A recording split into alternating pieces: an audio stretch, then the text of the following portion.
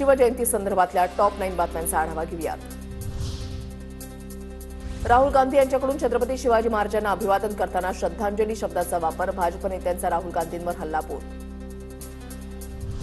औरंग्याच्या पिलावळीकडून अजून काय अपेक्षा ठेवणार? मंत्री नितेश राणेंचा हल्लाबोल, तर हा समस्त शिवप्रेमींचा अपमान। राहुल गांधी सातत्यानं महाराष्ट्राच्या महापुरुषांचा अनादर करतात, अतुल भातखळकरांचा निशाणा।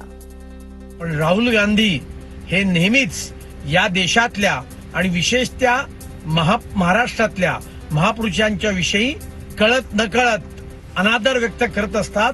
त्यातलाच हा गंभीर प्रकार आहे। राहुल गांधी यांचा भाव नमन करण्याचा, अभिवादन करण्याचाच आहे। उगाच धचा मा करून राजकारण करू नका, काँग्रेस प्रदेशाध्यक्ष हर्षवर्धन सपकाळ यांचं सत्ताधाऱ्यांना उत्तर। किल्ल्यांवरील अतिक्रमण काढण्यासाठी टास्क फोर्स, मुख्यमंत्री देवेंद्र फडणवीसांची माहिती। कोणतेही अतिक्रमण किल्ल्यावर ठेवणार नसल्याची प्रतिक्रिया।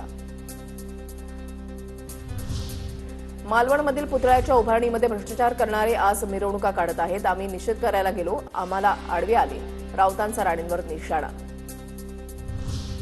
राजकोट किल्ल्यावर नवीन पुतळा उभारणीचं काम सुरू, पालकमंत्री नितेश राणेंच्या हस्ते शिवपुतळा उभारणीची पायाभरणी। प्रस्तावित शिवपुतळ्याची उंची 83 फूट असणार।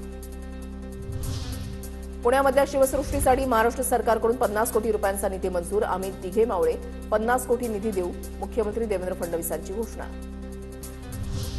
लातूर शहरात शिवजयंती निमित्तानं शहरातल्या मुख्य रस्त्यावर मोटारसायकल रॅली, जिल्हा प्रशासनाच्या वतीनं जय शिवराय जय भारत पदयात्रा। जळगावात शिवजयंतीच्या निमित्तानं प्रशासनाकडून जय शिवराय जय भारत पदयात्रेचं आयोजन, पदयात्रेमध्ये आदिवासी बांधवांसोबत जिल्हाधिकारी सहभागी, पदयात्रेमध्ये हजारो नागरिकांचा उत्स्फूर्त सहभाग।